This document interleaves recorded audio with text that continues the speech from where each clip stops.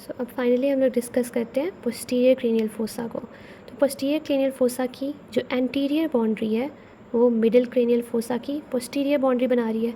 उसमें हमने पढ़ा था कि यहाँ पे डॉर्सल सैली होती है और डॉर्सल सैली के बाद ये वाले petrous process of the temporal bone होते हैं। तो ये स्ट्रक्चर्स हमारे पास इसका एंटीरियर बाउंड्री बना रहे हैं।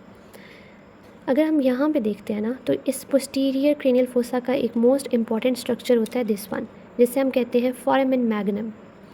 फोरामेन मैग्नम और डॉर्सम सेली, इनके दरमियान में जो जंक्शन होता है तो इनको हम कहते हैं क्लाइवस।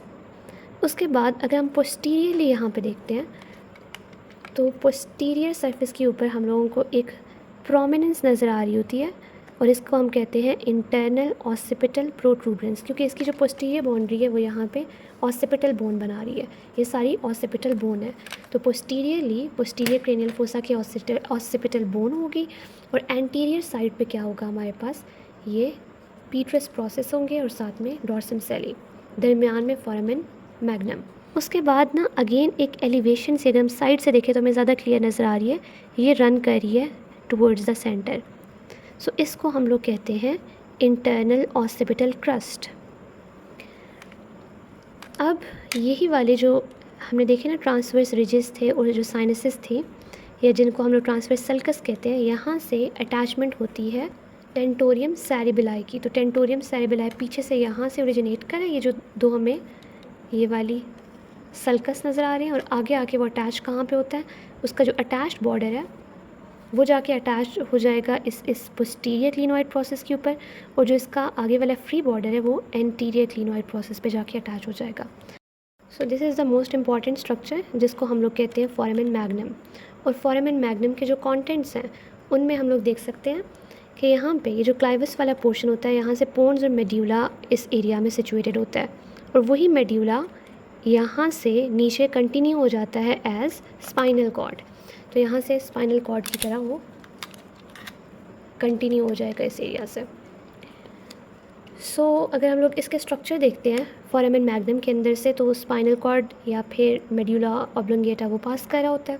उसके अलावा यहाँ से वर्टिब्रल आर्टरी पास कर रही है और वर्टिब्रल आर्टरी की ही दो ब्रांचेज होती हैं, एक एंटीरियर स्पाइनल ब्रांच होगी और एक पोस्टीरियर स्पाइनल ब्रांच होगी। उसके अलावा यहाँ पे स्पाइनल कॉर्ड के दोनों साइड्स पे और वर्टिब्रल आर्टरी के दोनों साइड्स पे सिंपैथेटिक प्लेक्सेस भी होते हैं, तो वो भी इसके स्ट्रक्चर में आ जाएगा। उसके अलावा स्पाइनल एसेसरी नर्व्स भी यहाँ से पास कर रही होती हैं। तो this was all about the foramen magnum. अब लास्ट पे हम लोग कुछ यहाँ पे फोरामेन देख लेते हैं पोस्टीरियर क्रेनियल फोसा के। तो हम लोगों को सबसे पहले तो ये वाला जो स्ट्रक्चर है ना, if I can show you, ये वाला, ये जो कॉन्डाइल्स थे दो, इन कॉन्डाइल्स के अंदर यहाँ से क्लियरली नज़र आ सकता है हमें।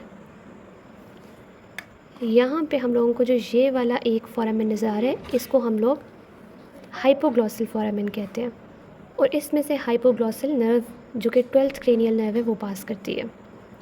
इसके अलावा हमारे पास दो और फोरामेन होते हैं, एक को हम ज्यूगुलर फोरामेन कहते हैं और दूसरे को हम लोग इंटरनल अकॉस्टिक मीटस कहते हैं। सो ये हमारे पास ज्यूगुलर फोरामेन है, ये इंटरनल अकॉस्टिक मीटस है और बिल्कुल नीचे यहाँ पे हमारे पास है हाइपोग्लॉसल फोरामेन। इस ज्यूगुलर फोरामेन के अंदर से इंटरनल ज्यूगुलर वेन पास करेगी और साथ में 9th, 10th and 11th cranial nerves पास करती हैं और इंटरनल अकॉस्टिक मीटस में से 7th और 8th नर्व पास करती है। तो हम सिंपली याद कर सकते हैं कि this is the internal acoustic meatus, ये हमारे पास ज्यूगुलर फोरामेन है और उसके नीचे हाइपोग्लॉसल फोरामेन। तो यहाँ से 7th और 8th नर्व पास करेंगी, इसमें से 9, 10, 11 और लास्ट वाले में से 12th क्रेनियल नर्व पास करती है। So this was all about the posterior cranial fossa.